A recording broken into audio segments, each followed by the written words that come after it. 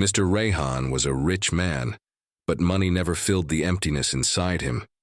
After his wife passed away 5 years ago, he stopped smiling. His big house felt cold and lonely, even with all the lights. He worked hard every day, but his heart was always tired. One weekend, he decided to take a break. He drove out of the city and went hiking into the forest, far away from the noise, the traffic, and the fake smiles. He just wanted peace. The tall trees stood like giants, and the fresh air made him feel a little better. Birds sang from the branches. Leaves crunched under his feet. For the first time in weeks, he wasn't thinking about emails or meetings. But then, he heard it. A soft cry. Mr. Rehan stopped walking. At first, he thought it was the wind. But no. It was a child crying. Faint, shaky, real. He followed the sound, carefully stepping through bushes and dry twigs. The crying grew louder. His heart beat faster. He had no idea what he would find. Then he saw her. A little girl, maybe 8 or 9 years old, was sitting near a fallen tree. Her clothes were dirty and torn. Her feet were bare. She was hugging a small teddy bear so tightly it looked like it might break. Her cheeks were wet with tears. She didn't see him at first. She was staring at the ground, whispering something to her teddy. "Hey, are you okay?" Mr. Rehan asked gently. The girl looked up quickly, scared. She didn't move or speak. Her eyes were big and filled with fear. "I'm not here to hurt you," he said softly. "I'm just walking through the forest. I heard you crying." Still, no reply. He took a slow step forward and crouched down. "What's your name?" After a long pause, the girl whispered, "Amna." "That's a beautiful name, Amna." He gave a warm smile. "Where's your family?" She looked down at her teddy bear. Her voice cracked as she said, "Daddy left me here." Mr. Rehan's eyes widened. "Left you? What do you mean?" Amna hugged the bear tighter and shook her head. "He told me to wait. He said he'll come back, but he didn't." Rehan felt a chill run down his spine. No child should be alone like this. Something was wrong, very wrong. "Amna, how long have you been here?" he asked. "I don't know," she said. "It got dark. I was scared. I heard noises, but I stayed because Daddy said to." Tears rolled down her face again. Mr. Rehan's heart broke a little. "Do you live nearby?" She shook her head. "I don't know where we are." He took off his jacket and gently placed it around her small shoulders. "It's okay. You're safe now. I'll help you." He pulled out his phone to call someone, but there was no signal, no bars, nothing. "Great," he muttered. 2. Deep in the forest, he stood up and looked around. Tall trees all around, long shadows. It was getting late. Then something caught his eye. A footprint, big, deep in the mud. Not his, not Amna's. Someone had been here recently. Rehan froze. "Did you see anyone else?" he asked Amna. She shook her head. "Just Daddy. He was mad. He said we couldn't go home." Rehan felt a knot in his stomach. Why would a father leave? His daughter in the woods? What was he running from? He looked again at the footprint. It was fresh. Someone might still be nearby. "We need to get out of here," he said. He gently lifted Amna in his arms. She didn't resist. She just held onto her teddy bear and closed her eyes. Rehan began walking back the way he came. Every crack in the woods made him look over his shoulder. Every bird's call sounded like a whisper. He didn't know who the father was. He didn't know why Amna was left behind.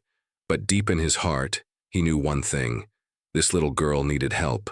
And somehow, maybe, helping her would save him too. Mr. Rehan held Amna close as he walked through the thick woods. Her small head rested on his shoulder, and her teddy bear was still clutched tightly in her hands. The sun was beginning to set, and shadows stretched. Across the trees, he looked back again. Was someone following them? He had heard something. A twig snapping, leaves rustling, but every time he stopped and turned around, he saw nothing. Still, he couldn't shake the feeling. Amna was quiet now. "Maybe too quiet, Amna," he said softly. "Do you remember where your father was going?" She shook her head without opening her eyes. He just said, "Don't move from here or I'll be angry." Rehan frowned. What kind of father says that to a little girl, especially one so young and afraid? They reached a small clearing, where Rehan had passed earlier. He remembered it well. A large rock stood in the middle like a lonely island in a sea of trees. He gently sat Amna down on the rock. "Let's rest for a minute, okay?" Amna nodded. Her feet were sore, and her eyes looked tired. Rehan pulled out a protein bar from his backpack and offered it to her. She looked at it with wide eyes. "Is this for me?" "Yes," Rehan smiled. "All yours." She opened it slowly and took small bites, like she hadn't eaten all day. Rehan sat beside her, keeping his eyes on the trees. Still quiet. Too quiet. Then, another sound. A faint crunch in the distance, like someone stepping on dry leaves. He stood up quickly. "Stay here," he whispered to Amna. He moved a few steps toward the trees and looked around. "Hello?" he called. "Is anyone there?" No answer, but just as he turned to walk back to Amna, he saw it. Behind a tree, far but visible, stood a man. Tall, unshaven, wearing a dirty hoodie. His face was half hidden, but his eyes were locked on Rehan, and on Amna, Rehan's heart dropped. Was this her father? Before Rehan could speak, the man turned and disappeared into the trees. Rehan ran back to Amna and picked her up. "We're leaving. Now." He started walking faster, half jogging through the woods. Amna looked scared. "What's wrong?" "Nothing," Rehan said, trying to keep his voice calm. "I just want to get you somewhere safe." They moved quickly through the forest. The sky was turning orange and purple. Rehan checked his phone again. Still no signal. "I need to get to the road," he muttered. "Just a little more." They crossed a small stream, and finally, after what felt like forever, Rehan saw a dirt path ahead. That meant they were close to the edge of the woods. He sighed in relief, but then he heard it again. Footsteps, running behind them. Rehan didn't stop this time. He held Amna tighter and ran. His feet hit the ground hard, his breath fast, his arms sore. But he didn't care. He just had to protect her. Finally, through the trees, he saw his car. He pressed the key from his pocket. The lights blinked. He reached the car, opened the door, and placed Amna gently inside. "Stay down," he told her. Then he looked back. No one there. The woods were silent again. He quickly got in the driver's seat and locked the doors. His heart was pounding. "Who was that man?" he whispered. Amna looked up at him, her eyes wide. She said something he wasn't ready for. "That's my daddy." Rehan stared at her, speechless. "That was your father?" She nodded. "But he's not like before. He gets angry. And he said people were looking for us." Rehan started the car and drove toward the nearest police station. His mind was racing. Who was this man? Why had he left his daughter alone in the woods? And why was he watching them? Mr. Rehan drove fast. His hands were tight on the steering wheel, and his eyes kept checking the rearview mirror. He couldn't stop thinking about the man in the woods. The one Amna called Daddy. Who abandons a child like that? Beside him, Amna sat quietly, hugging her teddy bear. She looked out the window, her small face full of sadness. They reached the town's edge and finally got a signal. Rehan's phone buzzed with messages. He stopped the car in a safe area, took out his phone and opened the messages. At the top was a missing child alert. His heart skipped a beat. He tapped on it. There it was, a photo of Amna. The alert read, "Missing. Girl Amna, age 9. Last seen with unknown adult in forest area. If found, call police immediately. Family is searching." Rehan stared at the screen. So her father wasn't the one looking for her? He turned to Amna. "Amna, do you have a last name?" She looked confused. I don't know." "Doe, you know your mother's name?" Amna's eyes filled with tears. Mama's gone." Rehan's heart broke a little. He took a deep breath. "It's okay. You're safe now. We're going to the police station. They'll help." But then, his phone rang. An unknown number. He answered carefully. Hello? A deep voice came through. You have something that belongs to me. Rehan froze. Who is this? The voice replied coldly. That girl, she's mine. You give her back, or you'll regret it. Rehan's blood ran cold. He hung up immediately and looked at Amna. Did you ever see a phone with your dad? She nodded slowly. He used to talk to someone, said they paid him for helping. Rehan's heart pounded. Paid him? Paid him for what? He started the car again. This was no longer just a lost child. Something darker was going on. They reached the police station 10 minutes later. Rehan carried Amna inside. The officer at the desk looked up and gasped. That's her! That's the missing girl! Other officers rushed over. A kind female officer knelt beside Amna. Hi, sweetheart. Are you okay? Amna nodded. I'm tired. The officers gently led her to a quiet room to rest. Rehan told them everything. How he found her, the strange man, the phone call. One officer frowned. Sounds like this might be more than abandonment. Maybe trafficking or ransom. Rehan felt sick. They have her photo online, he said. They're pretending to be her family. The officer nodded. We're running her details now. We'll find the real family. Suddenly, another officer ran in with a report. She was taken from me, a foster family 3 days ago. The man claimed to be her uncle. They believed him, but it wasn't true. Rehan felt his hands shake. So Amna had already been through so much. And now, someone was hunting her. Outside the station, a black van slowly passed by. The man inside watched carefully. His phone rang. A voice on the other end asked, Do you still have eyes on the girl? The man grinned. Not for long. I'll get her. Back. The police station was quiet. Amna was resting in a soft chair, wrapped in a warm blanket. Mr. Rehan sat nearby, speaking to one of the officers. He finally felt like she was safe, but safety was an illusion. Suddenly, loud beeping echoed through the building. Beep, beep, beep. A red light flashed above the hallway. Fire alarm. Someone shouted. Officers jumped to their feet. Evacuate the building. Smoke began to creep in from the back entrance. Everyone rushed to help each other out. Rehan turned quickly to check on Amna. But Amna was gone. Amna? He shouted. He ran to the room where she had been. Empty. Officer! Girl, she's not here. Panic filled Rehan's chest. The female officer who had been with Amna looked shocked. I only left her for a minute. I told her to stay. Who went in after you? Rehan asked. No one. I thought... Rehan ran outside, pushing through the smoke. His eyes scanned the parking lot. That's when he saw it, a black van. The back doors were open. A man jumped in and slammed the doors shut. The van sped off down the street. Rehan didn't think twice. He jumped into his car and hit the gas. He was going to get her back. Inside the van, Amna screamed and kicked. The man next to her, dark eyes, rough hands, snarled, Be quiet. But Amna had something in her pocket, Mr. Rehan's phone. She had taken it without realizing during the panic.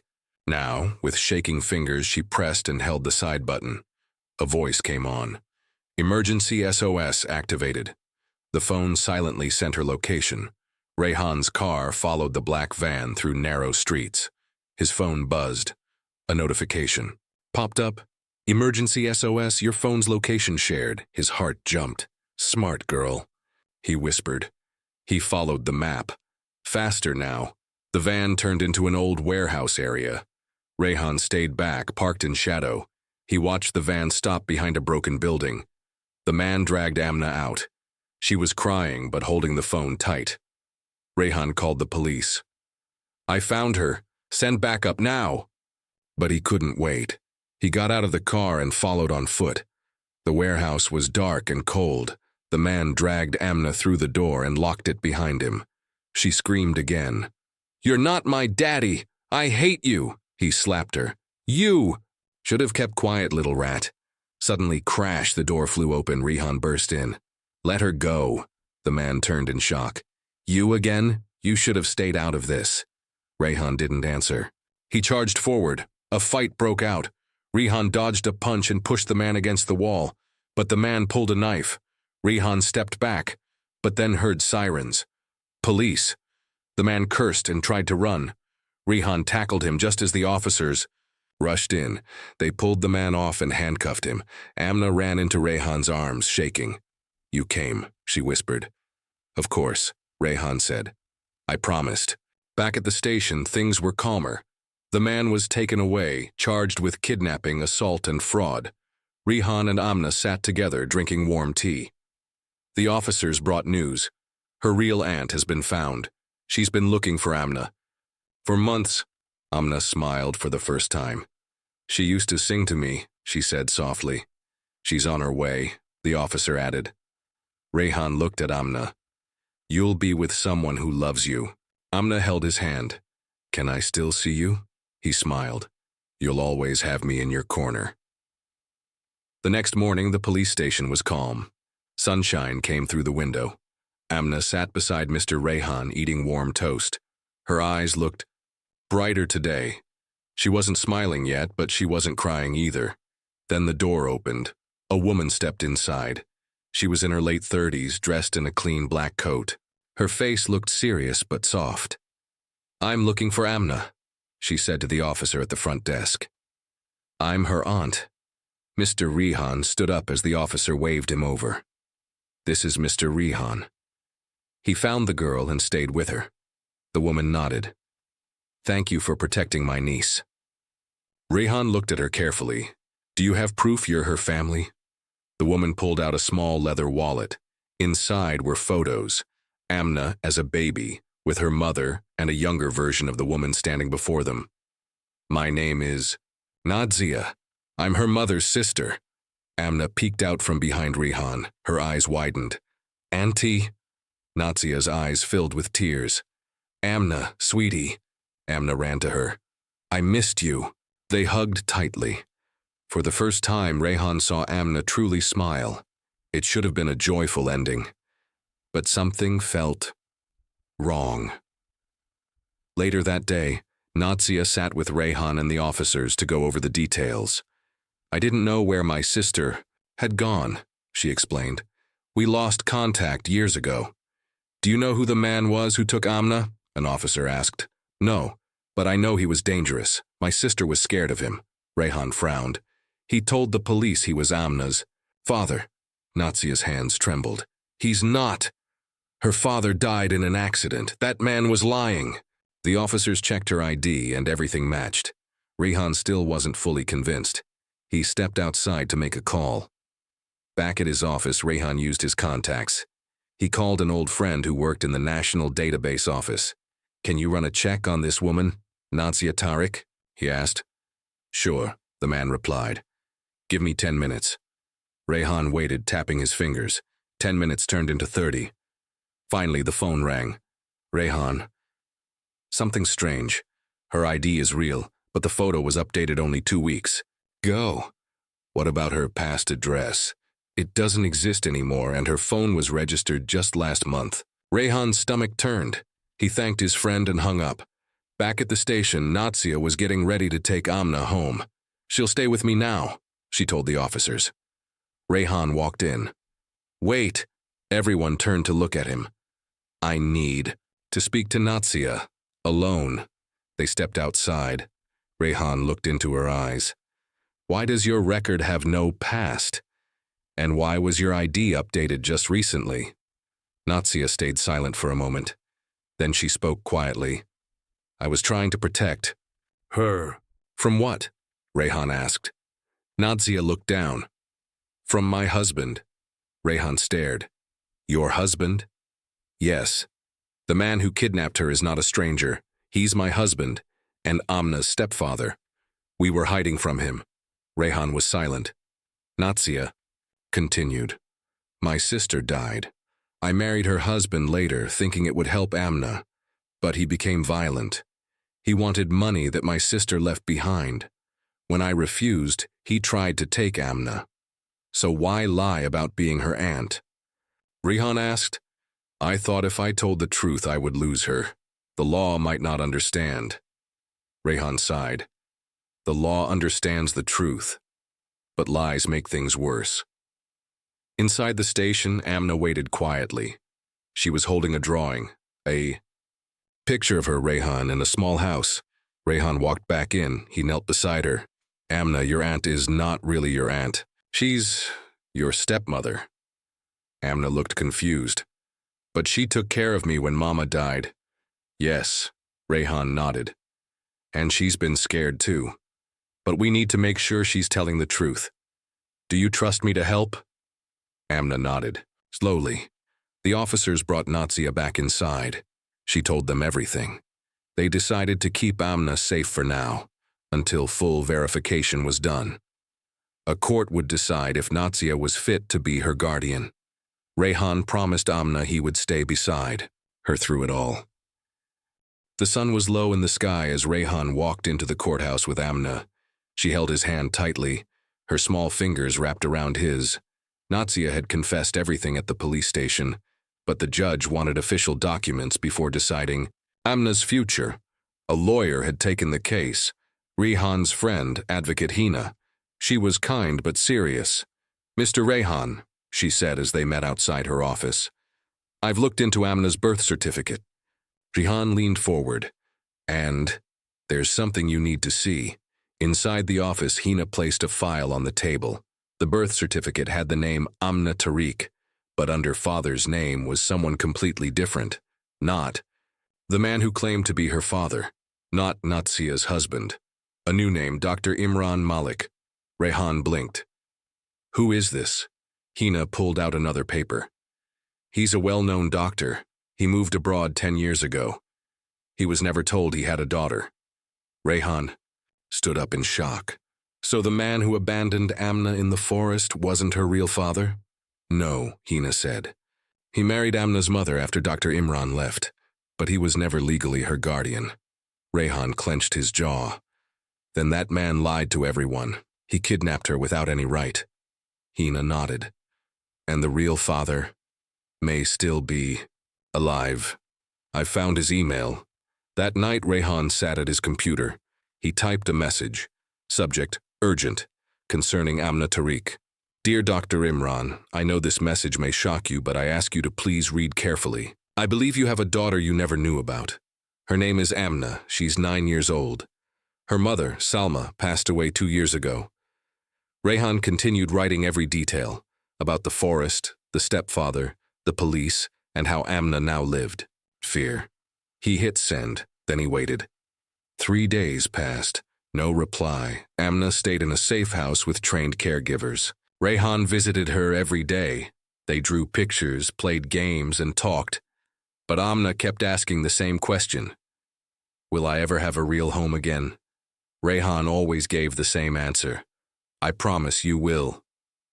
On the 4th morning, Rehan's phone buzzed. New email. Amna Tariq. He opened it. From Dr. Imran Malik. Dear Mr. Rehan, I don't know what to say. I had no idea I had a daughter.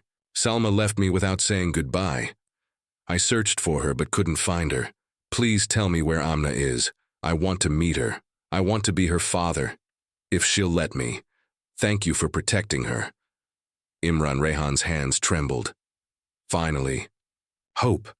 The court scheduled a special hearing. Dr. Imran flew in from Dubai. Rehan met him outside the courtroom. He was tall, clean-shaven, and looked like a man who carried a lot of pain. I missed her whole life, Imran said quietly. Rehan put a hand on his shoulder. It's not your fault, but what matters now is how you protect her future. Inside the courtroom, Amna sat nervously. When she saw Imran, she stared at him for a long time. He knelt down slowly. Amna, I'm your real father. Tears filled Amna's eyes. But why weren't you there when I needed you? She whispered. Imran's voice broke. Because I didn't know you existed. But I'm here now, if you'll give me a chance. Amna looked at Rehan, then back at Imran. She didn't say yes. She didn't say no. But she walked over and hugged him. The judge took all the evidence.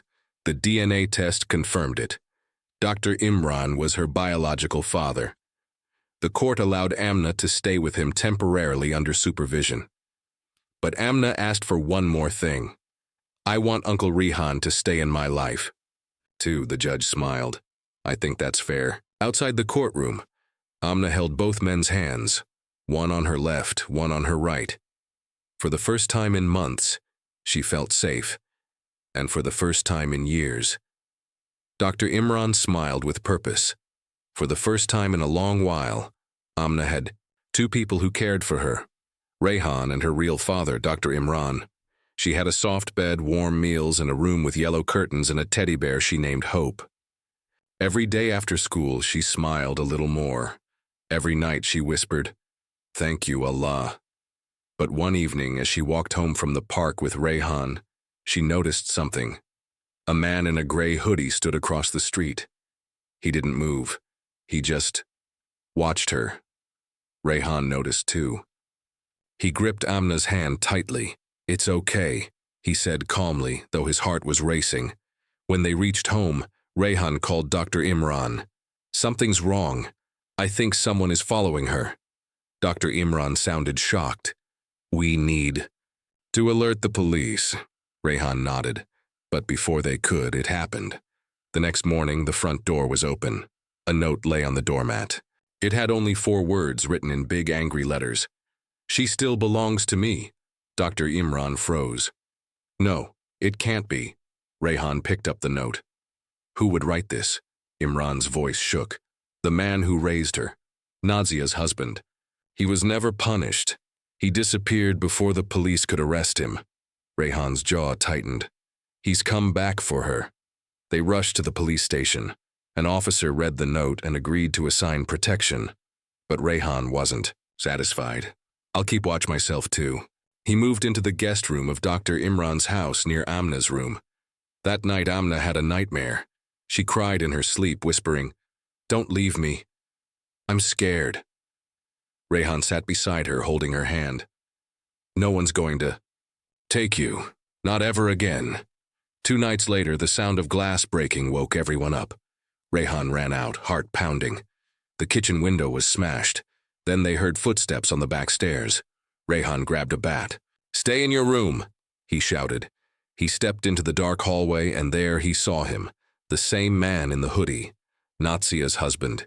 You shouldn't have taken her," the man growled. "She's my daughter." Rehan stood firm. "She was never yours. She was a burden to you. You left her in a forest." The man stepped forward. "She's mine by blood." "No," came a voice from behind. It was Dr. Imran. "She's mine by heart, by truth. And the law agrees." The man lunged, but Rehan and Imran grabbed him. Within minutes, the police arrived. He was finally arrested.